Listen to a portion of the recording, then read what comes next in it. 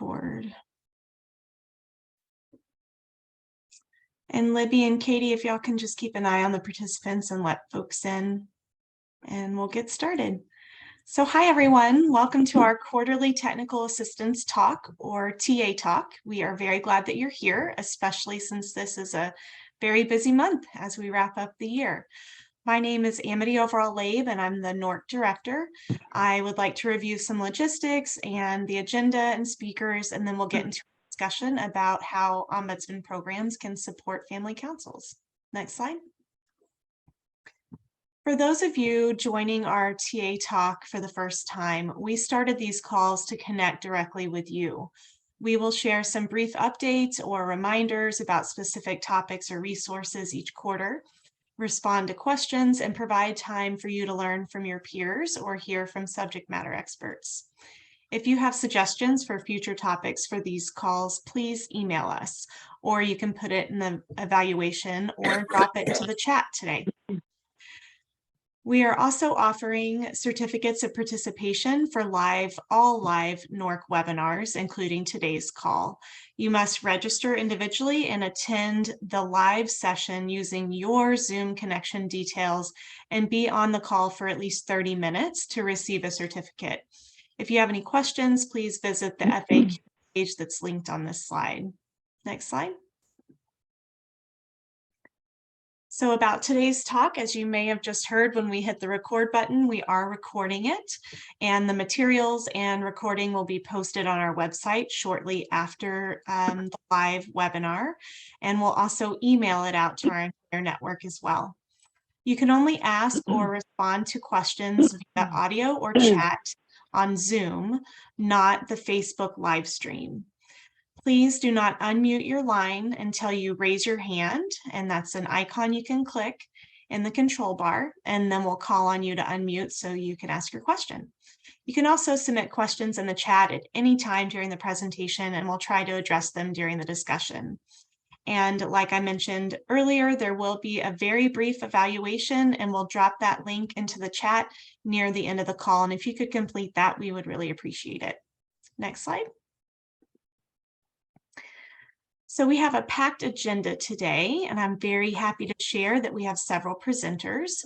First up, Jocelyn Bogdan, Senior Program and Policy Specialist with the Consumer Voice, will highlight federal nursing facility requirements and guidance regarding family councils and also share some available resources. Then we'll hear from your Ombudsman Program colleagues as they'll share some best practices regarding supporting family councils. The Ombudsman Program representatives include Linda Beck, Staff Ombudsman, Long-Term Care Ombudsman Services of San Luis Obispo County in California. Krista Barnett Nelson, she's the Executive Director of Senior Advocacy Services, also in California. And Jane Brink, the Resident and Family Council Specialist with the Minnesota Ombudsman Program. So after their presentations, I'll share some additional resources and then open it up for discussion. And if y'all could go ahead and mute your line, please, that would be great. Thank you. We're having some background noise. Next slide, please.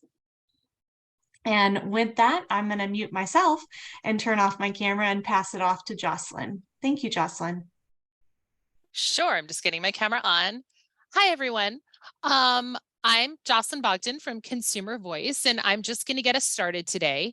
I just want to start off by saying I'm really glad we're talking about family councils. I feel like at this moment in time where we are slowly emerging from the pandemic, we're at a point where people are back together in facilities and in person.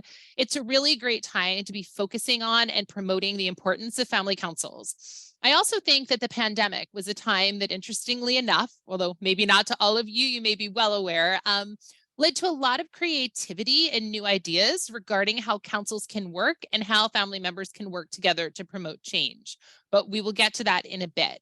I know for a lot of people on this call, a lot of what I'm going to start with is going to be a bit of review, but I think we all absorb and take on so much information every day. Sometimes review can be good.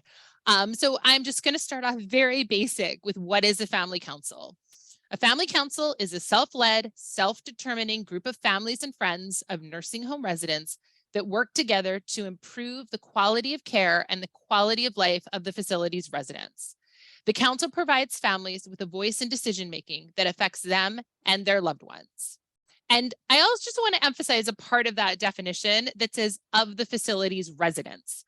I think it's really important to understand that part of the value in the council comes from the reality that while we have heard so much, understandably, about visitation over the past few years, many residents do not have visitors. They don't have families to advocate for them. The council is a way to move beyond just advocating for the family member's loved one and advocating for the larger community.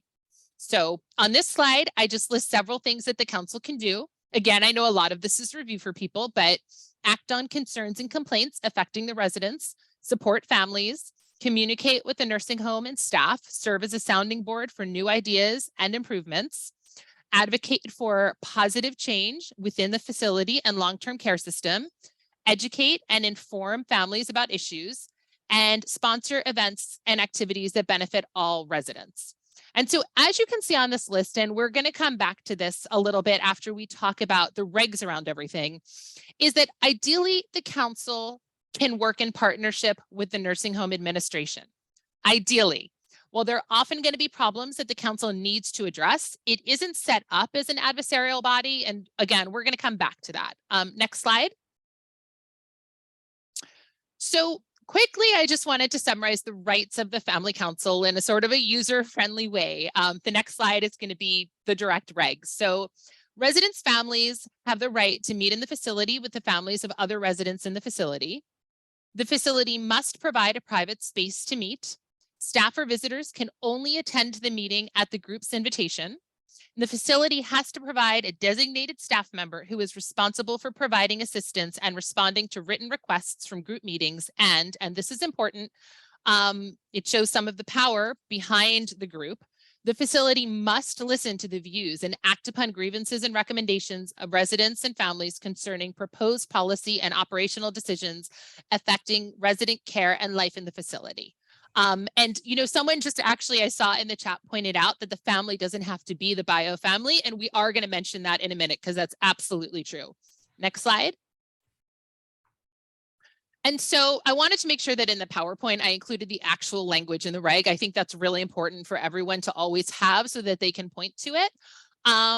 These rights originate in this reg here at 483.10F5 through 7.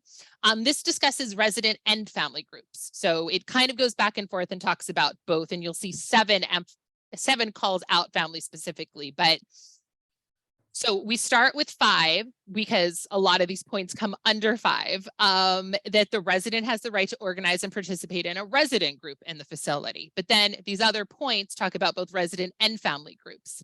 The facility must provide a resident or family group if one exists with private space, and this is important, take reasonable steps with the approval of the group to make residents and family members aware of upcoming meetings in a timely manner, because it can be hard to get the word out about these groups. So it's good that this is right here in the reg, that the facility is supposed to help with that.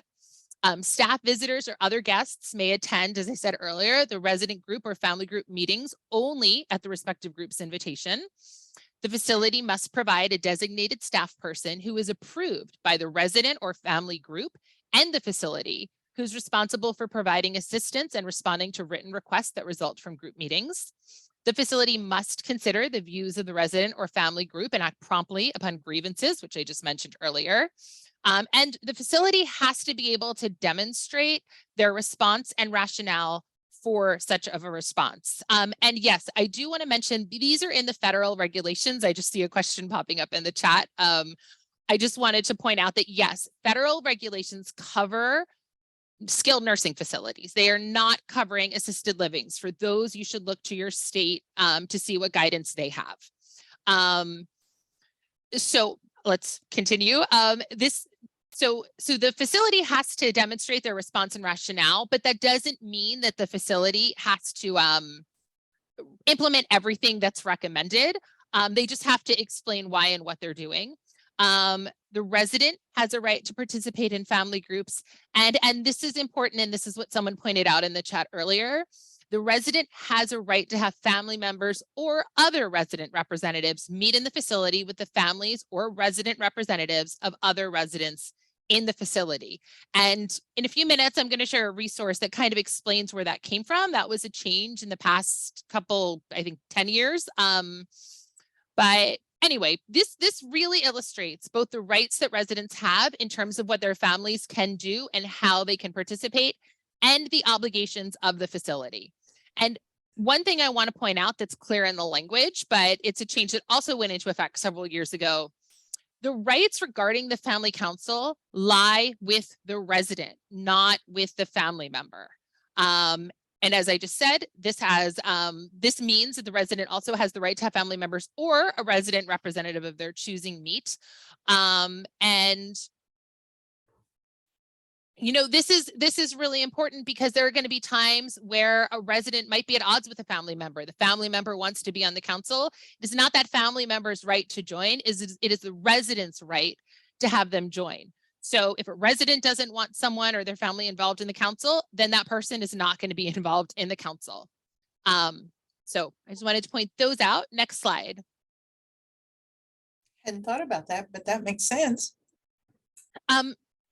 I also just wanted to mention some of the guidance around all of this. So I pulled language from Appendix PP, and you can just look over the slide because this particular.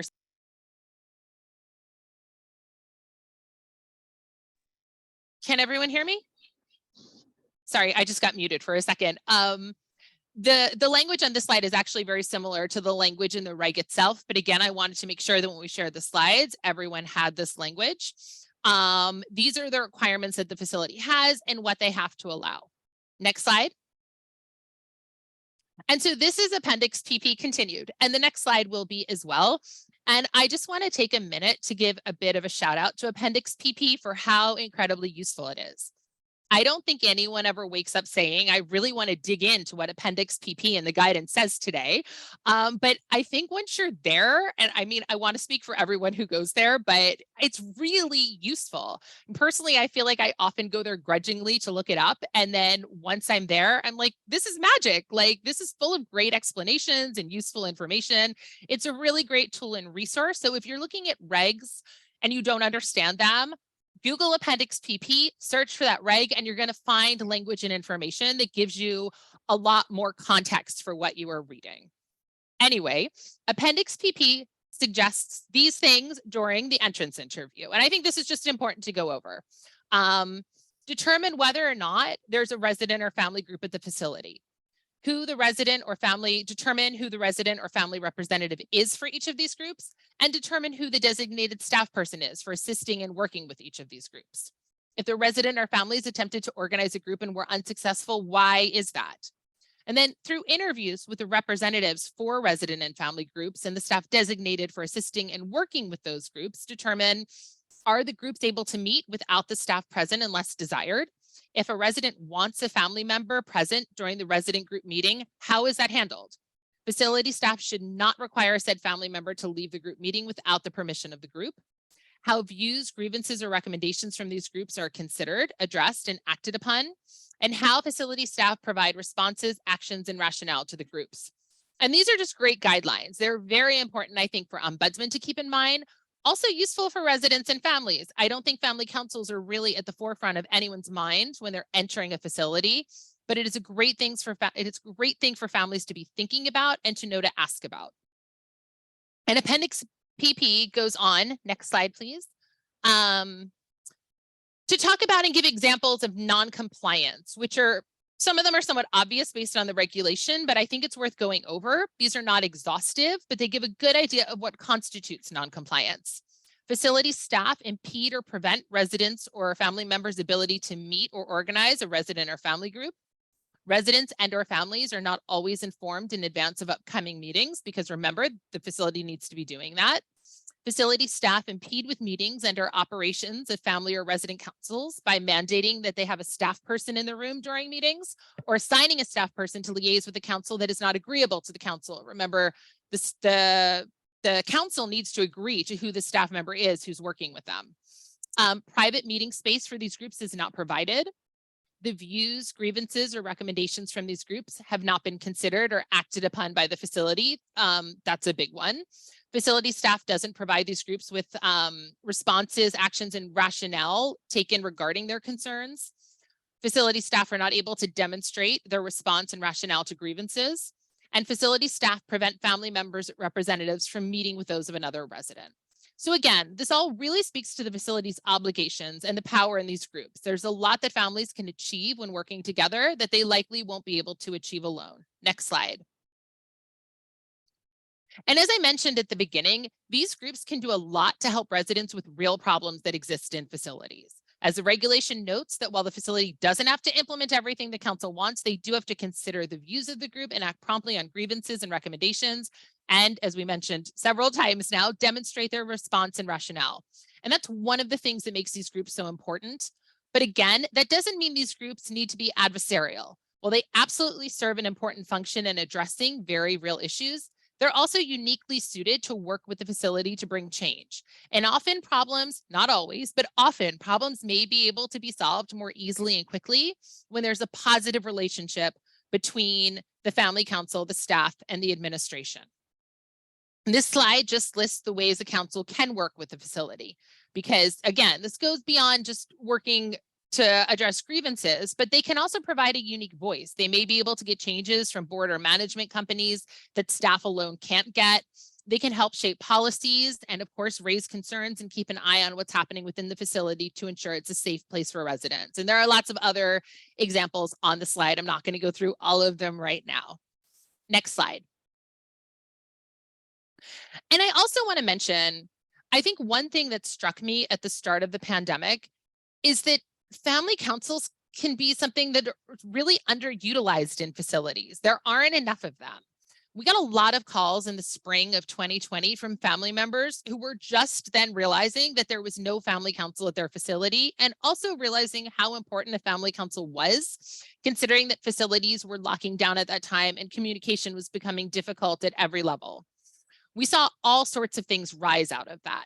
From the woman who I remember talking to in April of 2020, who was standing outside of her mother's facility as people who weren't allowed inside at that time either came for window visits or to collect laundry from their loved ones. She handed out her email address on a flyer to everyone that she saw and said that she wanted to get everyone connected so that they had some way to communicate with each other. We also saw councils turn to Zoom, which honestly for a lot of people is probably easier than coming to their loved one's facility for meetings after a busy workday or lunch break. Again, the facility needs to provide you with that space, but you can certainly make other arrangements if you want. We saw states start to connect groups on a statewide level and create programming and avenues for conversations about problems that they were dealing with and best practices. And we saw things like that really grow, and we saw one state look at what another state was doing and try to implement the same thing. And so here we are now, 3 years into the pandemic, in a world where we all know how to connect virtually. I was actually just on a virtual call with residents who are lucky enough to have iPads and to be able to connect. Resident advocates themselves have started connecting directly with each other from across the country to address issues that they're currently facing. It's really a new age in that sense for all of this. And that doesn't, again, take away the facility's obligations to provide what they need to provide to help facilitate councils.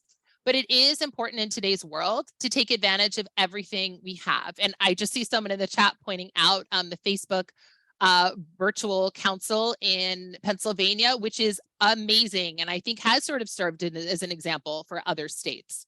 I mean, I think we really need to work to ensure that families are aware that their loved ones in facilities have this right to have a council at their facility, and ensure they know they can be involved and understand that there's power in numbers. Next slide. And so just to conclude and let the other fabulous speakers today have their turn, I want to highlight a few resources we have at Consumer Voice. First, if you visit our webpage, you're going to be able to find our Family Council Center. Now, one caveat I want to give everyone with this is that we are currently in the process of updating and redoing a lot of our website. We have not yet tackled the Family Council Center page, but we will. So if you check it out today, and then again in a few weeks or a month or two, it may look very different. But right now we have a lot of great resources available on this page, ranging from basic information about what a family council is, to how to overcome obstacles to family council development, to promoting participation, to giving examples of bylaws and newsletters from the council. It's definitely worth checking out and then coming back soon to see how we have updated it. And then I want to point out a document that's a little bit older, the Family Guide to Effective Family Councils, that our former policy director, Robin Grant, created. This is a Bible. It helped me so much when I was just learning and wrapping my head around family councils. It's everything from what a council is, how to create one, what they do, running successful meetings. It is immensely helpful. And if you're interested in learning more about councils at any level, I really suggest taking a look. It's literally a Bible of family councils. It's fabulous. And then the last resource, a closer look at the revised nursing facility regulations, grievances, and resident family councils, has a lot of great information. And one thing that it does that I think is particularly useful is it talks about some of the changes that were implemented. So it talks and specifically calls out things like now, a family member doesn't just mean a family member. It can be any one of the residents choosing. And it points out that this all lies with the resident. It is the resident's right, not the family member's right. And it points out that facilities are now, as I mentioned earlier, responsible for helping to get the word out about these things. These are all changes that have happened. And so it's a really good document to look at for all of those things. And with all of that, I'm going to cede whatever time I have that remains and turn things over to our other speakers. Thank you, Jocelyn. Wow, the chat is coming in hot. So we will get to those questions. And I'm so glad that you're already sharing ideas with each other in that chat. So keep it coming. Next, we have Linda Beck, and then Krista, and then Jane. So Linda, the floor is yours. Thank you, Amity. It's wonderful to be with the group, and I'm already learning a lot. I'm in San Luis Obispo County, which is on the central coast of California. We're kind of an isolated area. We have 7 skilled nursing facilities, all owned by the same company. And when I got involved with the program 12 years ago, not quite that long, 2013, none of them had a family council. And that situation continued pretty much status quo until a few months ago, when we finally had someone who was prepared to step forward and put some energy into creating a family council at one of our assisted living facilities. I'm happy to say that we now have a family council in formation at one of the skilled nursing facilities. And we've already seen a couple of the sorts of issues that people have mentioned as obstacles. And so here are some of the things that we have tried in order to get the word out. The first one was that during the pandemic, we hit on the idea of trying to do a regional family advisory council, open to anybody in the county who had a loved one in one of the skilled nursing facilities. And to do that, it is an effort to broadcast that more widely. We partnered with the local chapter of the Alzheimer's Association. They're really active. They have connections with a lot of family members of people who are in memory care facilities. And many of them have been advocating for their loved ones individually for a long time. So we thought it would be great to give them an opportunity and sort of a channel for collecting those ideas and sharing those experiences. It started off with half a dozen people, and unfortunately, it just never grew much larger than that. So we sort of tabled it for the end of the year. We'll try it again in January. But we did get 2 people out of that group. One who has started a family council actually at an assisted living facility, and another one who is in the process of getting one going at one of our nursing homes.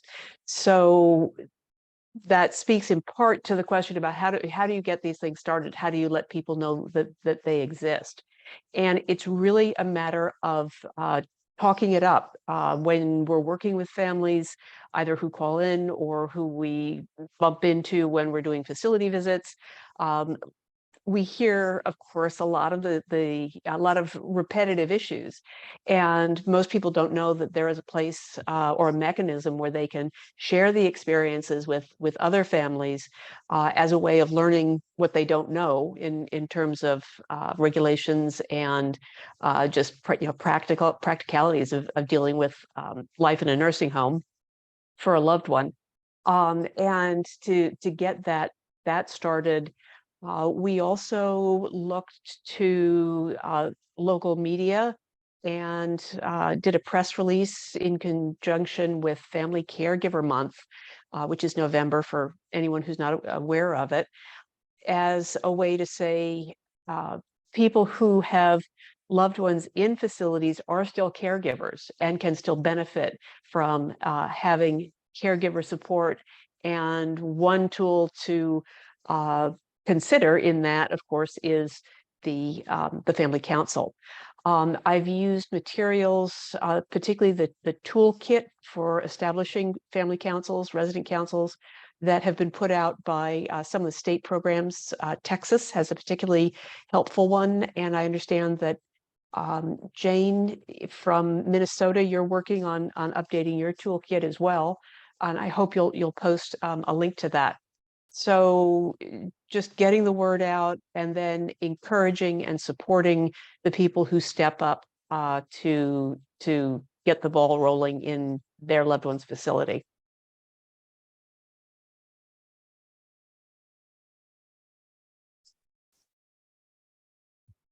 Excellent. Thank you, Linda. Krista, you're up. Okay, I think I have some slides to present. All right, so we've learned about the regulations and we've discussed some of the formation, but one of the really critical issues that I find is how to be effective. And so next slide, please. So what I want to start with Nelson Mandela, because I just love him. And this quote I think is really relevant. It's action without vision is only passing time.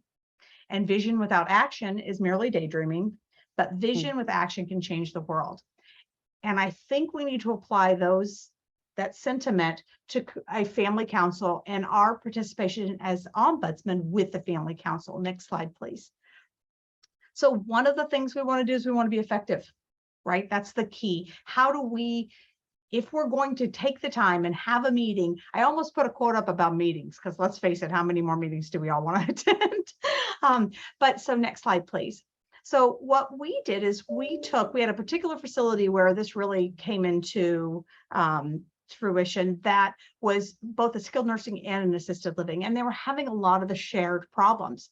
So as you may have noticed, they said in the regulations, somebody can be there from staff if they're invited. But we found that was not ideal, because the family members really wanted to seek a way to affect change in a manner that they felt like they weren't going to be retaliated against. They were very concerned about whether or not their family member in the facility would in fact feel the repercussions of them complaining. That was one particular issue. And the second was to get people to attend was a lot of the people didn't want to come to a gripe session. They didn't want to sit around and listen to a lot of people complain and more, which I personally think the therapy of sharing our woes is beautiful. But for some people, that's not always a way to get them to participate. But coming back to the effectiveness. So we said, what we're going to do is take this and put it in writing. Let's take your issues or challenges that you're facing, and let's put them and synthesize them in a manner that you can feel like you have given it to the facility and they can give it back to you. So as I've written on here, it helps the family council to codify the issues, because there's a lot of talking and a lot of feelings and a lot of things going around. But how do we drill this down to when you're talking to a business in a manner that they can hear and respond to? it's solution based. One of the most important things we can do, I don't know about you, but it can be very challenging to have a lot of things going on and on and on, and nothing ever seems to change. So if you create it in writing and submit this to the family members, you can see the solutions that you're looking for. Next slide, please. So seek solutions. That's the key. If you go to, I'm going to give you an example of one of our letters. If you just go and, the call bells are never answered, I'm going to use really simple examples. And, the food's cold and this, what do you want? So you want to always be very specific to what you hope. You're not just telling about a problem, telling them about the solution. My very first boss on my very first day out of college, he said, don't come to me with problems. You need to tell me what the solution is. And that has stood me in great stead forever, because I really know what I want to have happen. But if I just tell you the problem, maybe you'll solve it in a way that is not the way I thought was solving it. So the first thing on our letters we do is we cite the authority. So you've been given CFR 483.10F. So your council is operating under this regulation. In California, we have state authority. So you'll see in the sample letter, we say this family council is formed in this way under this authority, so that they know that we know our stuff. The second thing you really want to make sure you include is a reasonable time frame for response. Now in California, they have 14 days, not business days, but 14 days to respond. One of the challenges that happens when people are writing these things is they start talk big, long stories. So although my example isn't quite this way, I generally state the problem, the regulation that it's violating, because it almost always is violating, even if it's a resident right, so that I'm quoting the regulation and a solution. So in that initial where you're stating what the problem is, you're stating facts and observations. On this date and this date and this date, I saw this, or this is what transpired. And then, but keep it brief. That's where we can have the real challenge, is it starts getting really wordy, kind of like I am right now. And then you want to honor the anonymity. So those are really some specific things. You seek the solutions, give them timeframes to response. And if you can cite the regulations, that's where the ombudsman really comes in to help the family council, because in their minutes, they're going to have the issues, they may have the solutions, but you as the ombudsman are going to know the regulations. And if you don't know them, you know how to look them up, which is just don't tell them you don't know. Just tell them you'll get back to them. Next slide, please. So this is an example of one of the letters. Now this, you can see, is not a few words. We had, just for clarification, as I mentioned, this was a skilled nursing and an assisted living. This skilled nursing was shut down. And a lot of it, honestly, in fairness, it needed to be. And you cannot continue to not provide care and have people suffer. So a lot of people are like, oh, we don't ever want them to close down, but I'm not sure allowing people to continue to make their residents suffer is a solution either. So in this case, we were really all in, and we were able to also on trying to affect change, all in on affecting change. But we had family council for both of assisted living and skilled nursing. There's a couple on here that I thought, so this includes their responses to us. And you can see we were as specific as possible. In this one, I don't have as much authority cited as I could have. I had subsequent letters where I got better at this, but let me see if there's one on here that I can show you. One of the things, on page 2, you'll see on the second response, it says there are 5 staff members who are able to drive the van. Any request for transportation should go through the concierge. So I cannot tell you how much this created it was one of these, what? We have a concierge? Nobody even knew there was a concierge. Who's the concierge? And these are family members who are very invested in this. Now, one of the sneaky snake stuff they're doing in these answers they're responding, because in California, they are required to respond. And if they didn't, we multiple times sent this letter on day 15 up to the both CDPH, California Department of Public Health, and Community Care Licensing, and they were cited for failure to respond almost every time, actually.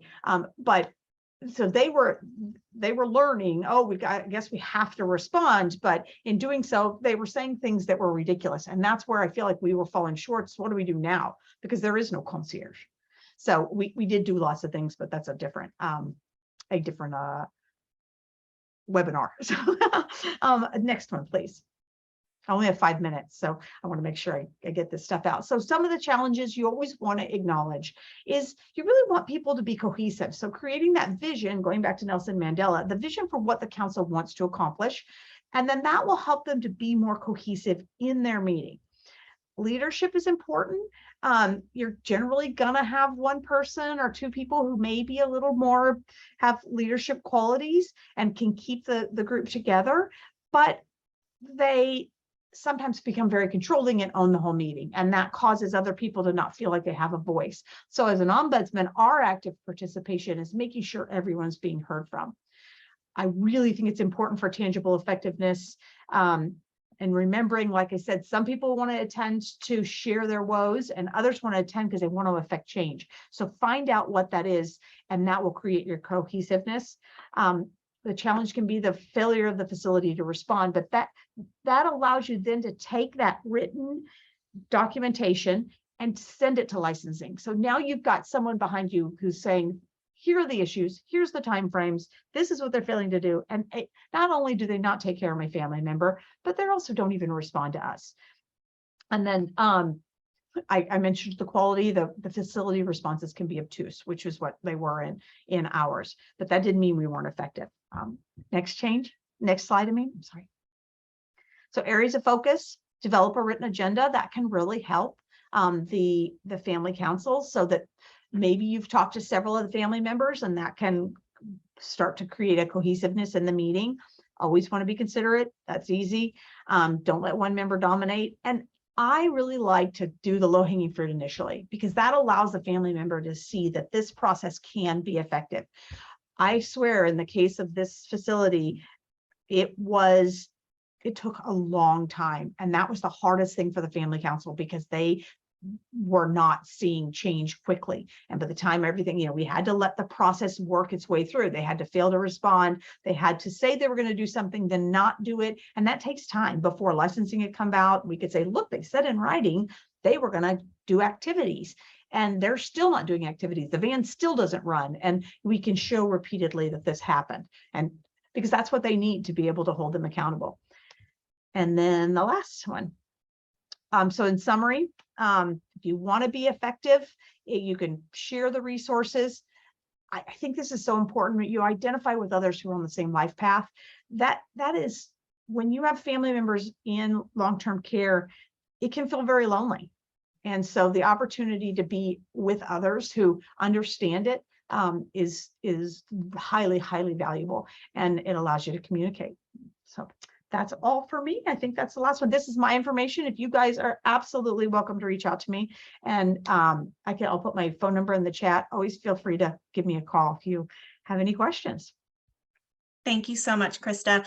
And as you saw on her slide, we put a PDF version of that full letter on our website. It'll be linked under all the webinar resources, and you can jump right to it on that PDF link that's on that slide. Next up, Jane. Thank you. Thank you. I'm Jane Brink, and I'm from Minnesota. We just got dumped a ton of snow, but that's why virtual meetings are awesome, because it doesn't matter.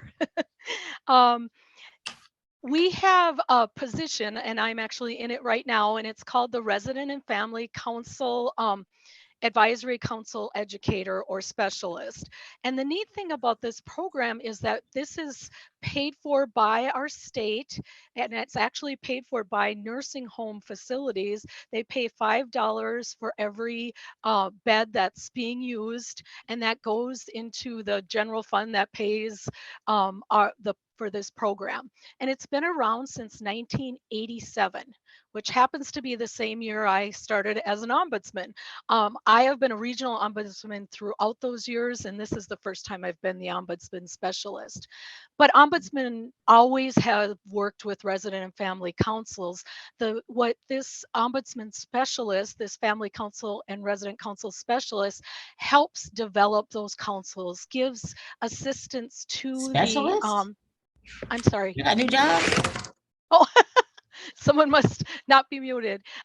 So this person then does, I assist the ombudsman, because the ombudsman are the eyes and ears. They know what facilities need help, what facilities need education.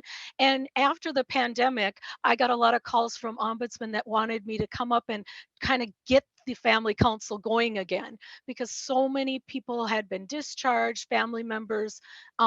So it's different family members, but they still wanted to keep it going. And so some of what I had been doing in the beginning of my job is to get people together to talk about whether they want to continue to meet. And a lot of times what happens is they say, yes, we want to continue as more of a meeting of support. I was at one council in my area right after we got to go back in, and we had a meeting, and all of a sudden, like, there was 6 or 7 people. It was a smaller group, and they all started crying and talking about the pain during the pandemic and how many people that were lost. And so they actually chose to, at their next meeting, have someone that will talk about grief and loss, because they, as family members, got to know the residents and family members, and then when they passed away, how hard that was. So their start of their meeting after the pandemic was, let's heal our souls, or let's heal our hearts and help us be able to get stronger so we can make change. And I did hear that as an ombudsman also during the pandemic, is yes, a lot of they didn't meet, the family councils didn't meet, but they found ways to connect. A lot of group calls happened. They did virtually meet at some facilities. And that is something now when I'm going out and trying to encourage family councils to happen and give education and support, I hear people saying, we'd like to still have a virtual component for that daughter that lives in warm Colorado that still wants to be part of the family council, but she's not going to drive to Minnesota. And so to have that connection and have that ability. So we learned, those are those itsy bitsy silver linings that we have from the pandemic, as we learned that we can be connected through the virtual experience. As Linda alluded to, we have a resident council manual, and I am in the process of redoing it. It hasn't been redone since 2015. And so I'm changing that, and that should be out by the first part of January. So I will put that on the NORC website. And we have a family council, a resident council one, and then we have the tools that people can use. And yes, I love Texas's document also. It's very helpful. And then we in the state of Minnesota also have, and I know this is only about nursing homes, but we also have 2 individuals that are also doing similar work with councils in assisted living. And that is through a law that was passed a couple years ago in our assisted living. So our state really has had a push. Our first resident council was in 1972. So we've very much felt that group work, and being able to bring about change through a group has been very successful in our state. And therefore our legislature was able to provide that service through the passing the law, so that the one, every bed gives $5 for this position. I think that we want to make time for questions, so I will go for now, but thank you so much for all your hard work. Thank you, Jane.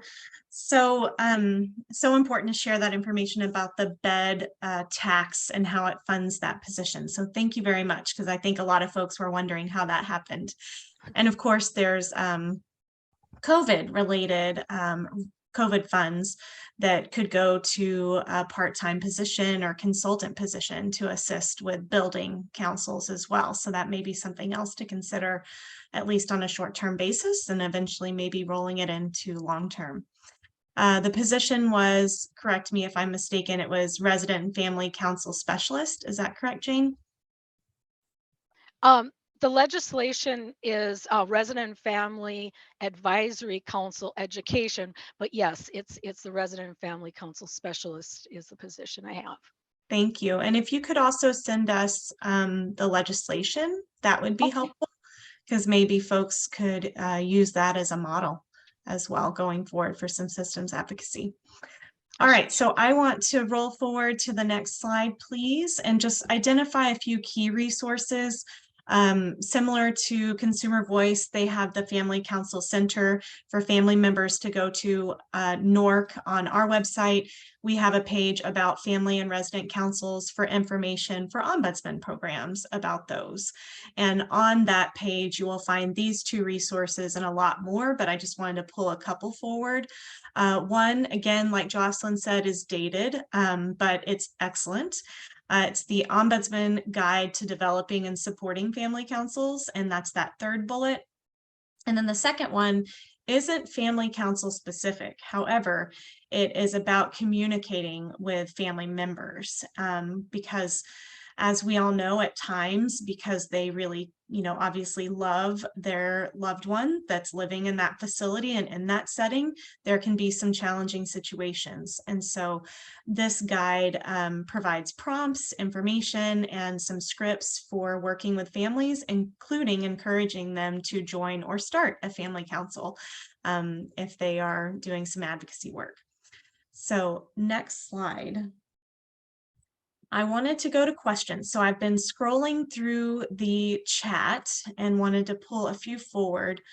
And I see one question immediately about how to find regulations for your state.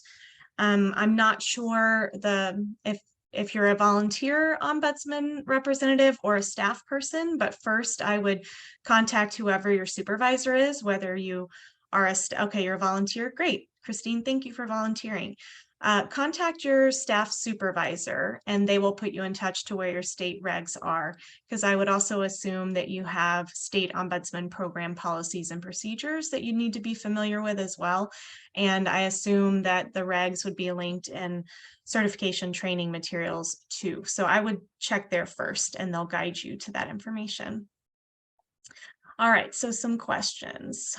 Just a second. And again, you can raise your hand if you want to use audio to ask questions. So I want to make sure I don't miss any hands either. So let me scroll up. Okay, I don't see any hands, so I'm going to go to my list. So I pulled these from the chat. A reasonable amount of time. What is considered a reasonable amount of time taken by a facility to address or provide rationale to resident and family council groups? As our presenters from California mentioned, they have a state requirement that requires a written response from administration within 14 days, not business days, but just calendar days. So I think that that's a really good guideline and example.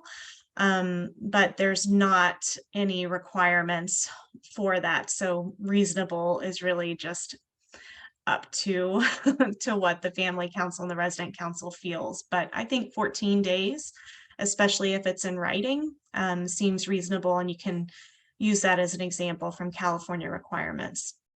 And I'd add that that's an opportunity for you to do some legislative advocacy and get those particulars codified in your state statute. What we did is we took those federal regulations and said, we need to really hone in on this. And it was super receptive. This was about 4 or 5 years ago. And it's really been advantageous. And we're actually going back and looking at another bill to even refine it even more, because just because you have rules doesn't mean they follow them. Exactly. And that's actually one reason we had, oh, sorry, go ahead. No. I was just going to add in, I know I called out specifically Appendix PP earlier. There really isn't anything there about this, but that's another reason to look there, because sometimes you do find more information that sort of gives you a guideline. I think Often the federal regs are written in this incredibly frustrating way where they use words like reasonable, and that gives facilities a lot of ability to argue and say, no, we don't need 14 days. Like, reasonable, I mean, we're very busy, we're short staffed, it can be this many days. And so in some cases, you might find really good information or guidelines in the guidance. And so I didn't notice anything here about that specifically, but it is something to look at sometimes. So I just wanted to throw that out there. Again, I'm just shilling for Appendix PP today. So sorry No. about that. That's okay. So, and I did want to tag on to that. When you look at the guidance and the requirements regarding the grievance process, even though the grievance process is not referring to family council specifically, it actually says the resident has the right to file a grievance and the resident has the right to receive a response. But in that brief that Jocelyn highlighted in her resources, it says that 10 days could be considered reasonable, 14. So I think anything within that window, I think would be reasonable. And what I was going to follow up with Krista when she mentioned systems advocacy, that's one reason we invited these 3 representatives on, because we wanted to show kind of the spectrum where at the very beginning, Linda was really starting out building those family councils. Krista had 11 years of experience with the program and had some concrete examples and that systems advocacy piece. And then of course, Jane, that position's been in place, I believe she said since the 80s with that bed tax. So a nice spectrum of experience and ideas from individual advocacy and working with family councils to systems advocacy. So I do see a hand raised, so I'm going to go to Nancy Stevens if you want to unmute and ask your question, then I'll go back to our list of the chat questions. Okay, thanks so much. I have been trying to form a resident council and a family council that's separate from the one that is already sort of in existence. There's a lot of issues with that, the family council, the way that it's run and everything.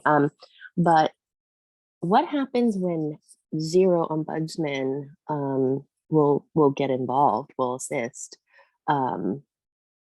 if the facility stops me from doing these things?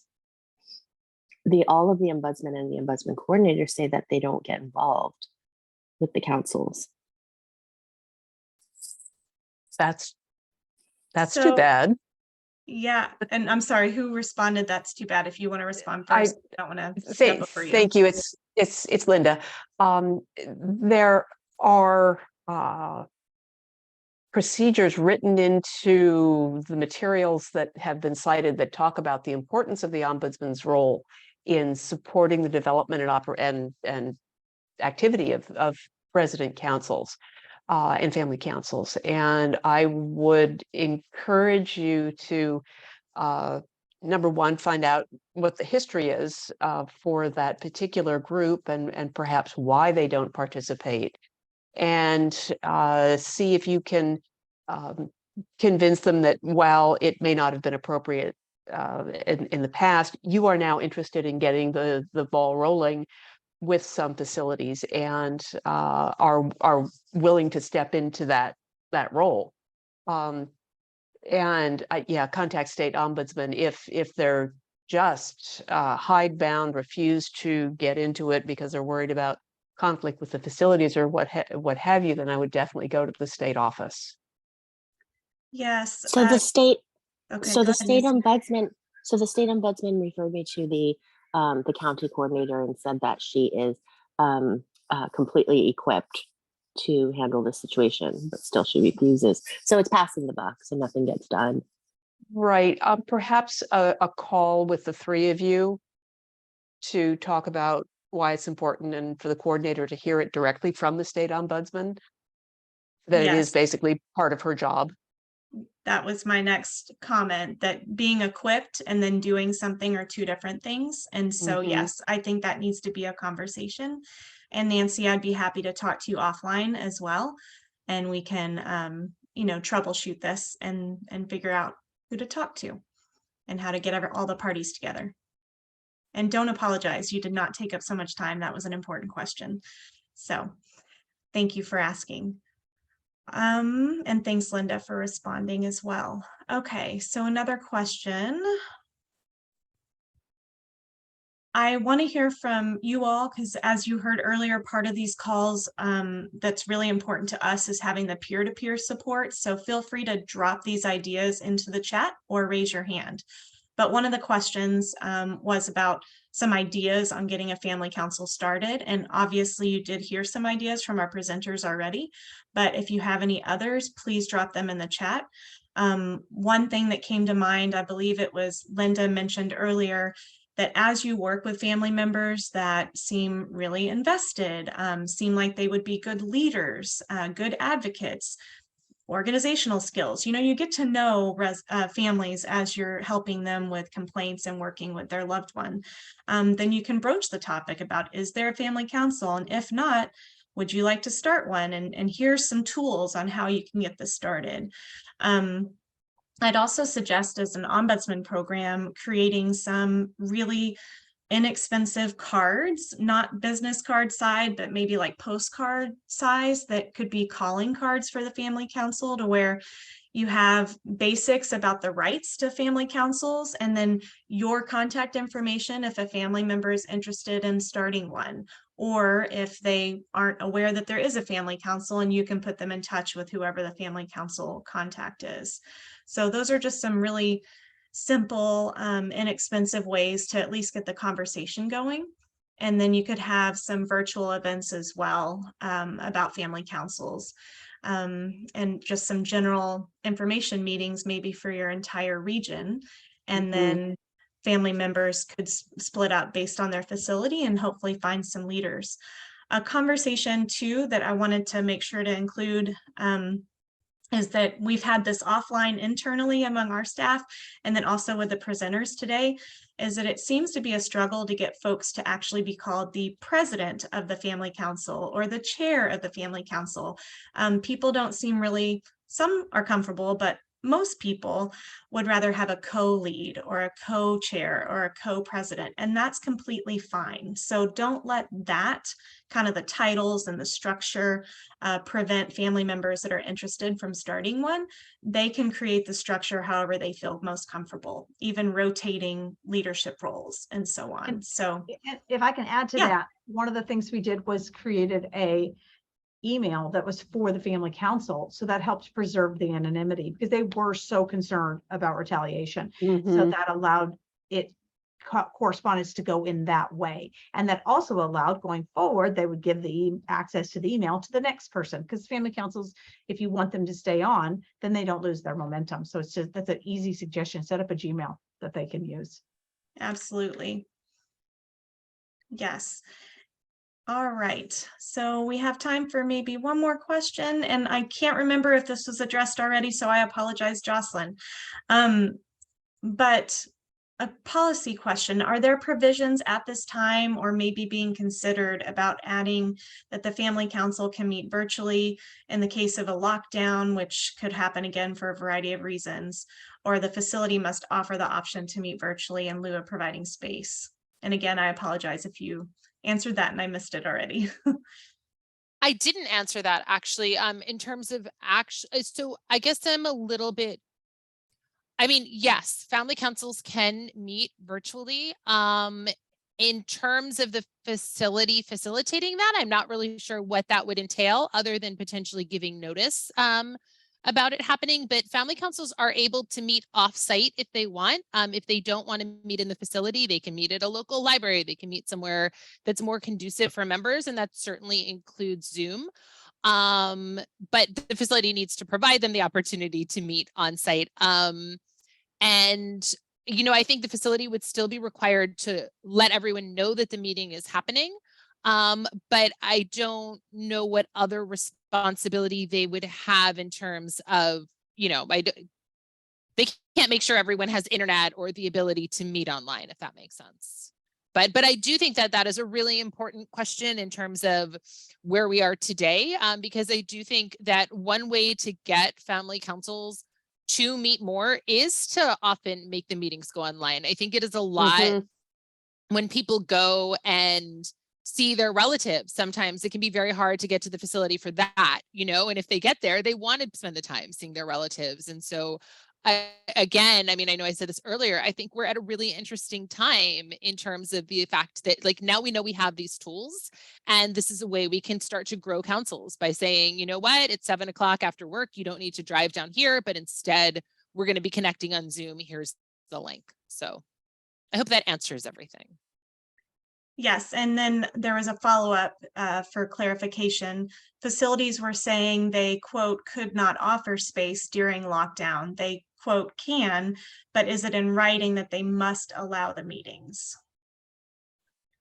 So during lockdown, I think, and I don't remember specifically everything that was waived, but I do not think that they needed to provide space when no one was physically allowed into facilities. I could be wrong about, I don't remember what we said to people at that time about that, but people were not physically able to enter.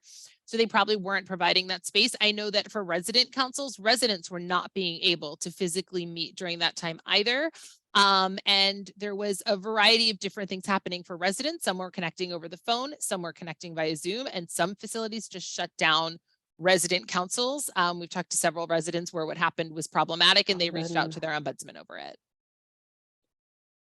Thank you. And Melody, if that didn't answer your question, I do see your hand raised now. Sorry if I missed that earlier. Feel free to unmute and follow up if you needed more info. And thank you. And I'm sorry for confusion, and Jocelyn as well. I think what was happening is certainly the facilities couldn't allow space within the facility, but and if a resident council was in place already, people could certainly meet on Zoom or, do something like that. But is there anything in writing, or will there be a provision in the future that says you must suggest or offer an alternative if you can't meet within the building? In other words, because the family, one facility where I have loved ones was saying we were trying to get one started, and they're like, absolutely not, we can't let you in the building, and they were refusing.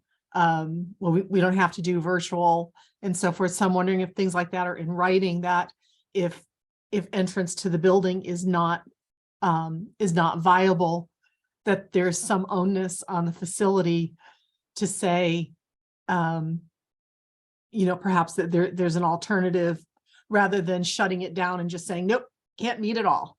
Well, I think there's a big difference in the things that you just said. I mean, I think there's a big difference between saying we cannot provide a space inside the facility because of a public health crisis, and saying, nope, there's no family council right now because we can't provide space in the building. Like, yes, they need in most situations to provide that space in the building, but in the context of the pandemic, and I know you're asking about, okay, well, what happens if this happens again? And like, God forbid this ever happens again, but it is a reality we all have to look to. I think the problem is saying, okay, no, we're not helping to facilitate a family council because we cannot provide this space. Like, I think those are two very different things. And again, I think the most likely option in that circumstance would be virtual. And I think the other requirements that the facility has, such as letting people know about upcoming meetings and things like that, should all stay in place. I mean, that's very different. There's a big difference between saying, like, we physically can't provide the space because of this crazy situation in which we are, and saying, nope, there's not going to be a family council now because of the crazy situation in which we're in. And those are just two very different things. And if the second happens, where they say, nope, there's no family council, that's a problem. And that's a problem to go to ombudsman and to really push and say, okay, they're not in compliance. I mean, this is non-compliance with regulations. So. Yes, and the ombudsman program. Oh, sorry, go ahead. I'm sorry. Something that's clear. And I don't have the language right now, and I apologize for the not coming in with a solution approach. But just, some of the facilities can go back and say, well, if you can't meet here, we don't have to, we can tell you can't meet at all, that there's nothing, or there might not be anything in black and white, if you will, in writing, to say that if there is a lockdown in the facility, if there's a reason you can't meet in the facility, that the facility may or must apprise the family council that here are some other options for you to meet, something where where even if I think a family council too should be as collaborative as possible, but they are looked at as, you know, being oppositional many times. So here was an outlet for some of the administrators, although there's varying qualities of administrators. Want to give due respect there. You know, it was an opportunity to say, you know, gee, sorry, folks, you just nothing we can do about that right now, you know, as Yeah. opposed to, you know, working with it. For example, it didn't end up working out, but where my loved ones were I was working with the ombudsman trying to get a virtual family council started, and I wouldn't have access, of course, to emails and things like that. So what the approach was going to be was the ombudsman was going to contact, and some circumstances happened where this didn't take place, was going to contact the facility and say, hey, I'd like to do a Zoom meeting just to talk about what the ombudsman is and what they do. And can you facilitate that communication? During that meeting, we were going to talk about family council on it, you know, but it was almost like having to do this, you know, around the block back door kind of thing, rather than the facility saying, hey, you know, right, we can't have you meet here. What are you going to do? You know, there was nothing further to be supportive, and we didn't see anything in writing where right now that's in writing that says a facility, you know, still needs to help make that happen. I hope that makes sense, you know, where I'm going for that, something not as ambiguous, where there is the out to say, no, you know, yeah, sorry. No, I think that's a good question. And we do understand it. You want some clearer language to make sure there's no way to block access, and to be able to offer a virtual option if that is the only way that families could connect. So what we'll do, I think that's a great question. We'll talk among our staff internally, especially with the policy staff. And then we'll keep our eyes out to see if any states pass any legislation that would be a good example, because I do see someone, Maitli Wiseman, thinking about pursuing an update to legislation related to this. I'm working with her on. Perfect. On that, Okay. yeah. So feel free to reach out to us and keep us in the loop. Not necessarily NORC, but the policy side of Consumer Voice. You can reach out to us and we'll connect you with them, or Jocelyn can drop her contact information, because I think that's a really good question. And then I wanted to, we're over time by a little bit. Sorry. No, that's fine. Thank you so much for bringing that up. That's important, Melody. And definitely one of those lessons learned, you know, during the pandemic. So wanted to clarify one thing, because I do see a question about one facility told us it was a HIPAA violation to connect family members to each other to form a virtual council. That clearly is not. And facilities use that not just with family councils, but they use that with ombudsman programs, asking for family contact information so they could share ombudsman program information during the pandemic. It is not, and there's a lot of ways around that. The facility, as you heard, is responsible for informing family members of, one, their right to convene a group, and two, if there is an existing one, how to get in touch with them. And it doesn't mean they have to swap confidential information between the two. They could send out an email, they could post flyers, they could put it in with a bill if they receive bills, with a receipt from an e-bill. There are all these different ways. So no, short answer, not a HIPAA violation, just another one of the excuses that we hear a lot. So if we could go to the next few slides, and we'll go ahead and close out. I do see a lot of other questions on here. We could also have an open virtual office hour. We have those monthly, and do some of these follow-up questions if you're interested in discussing family councils again. But wanted to put a plug in here. If you did not find out about this call by receiving an email directly from NORC, please sign up on our email list. We send out our quarterly Ombudsman Outlook, which actually comes out this month, training opportunities like today's call, and any resources that we create. So please sign up at that link. I also want to suggest that if you have, next slide, please. If you have examples of work that you've done, whether it's promotion of family council, consumer education, letters like you saw from California, training, anything, please send that to us because we do share examples from ombudsman programs with other ombudsman programs on our website, social media, and then in response to technical assistance requests. So with that, I leave you with this slide. It has all of our contact information, including information about our app. If you haven't downloaded our app already, please do so. And continue to reach out to us with any ideas you have for future TA talks or any questions that you have. We are here to help. So thank you so much to our presenters today. Thank you all so much for joining us. Thanks to our NORC and CV staff for helping with the back end of this. We appreciate it, and have a wonderful holiday season and keep up your important work. Take care, everybody. Bye.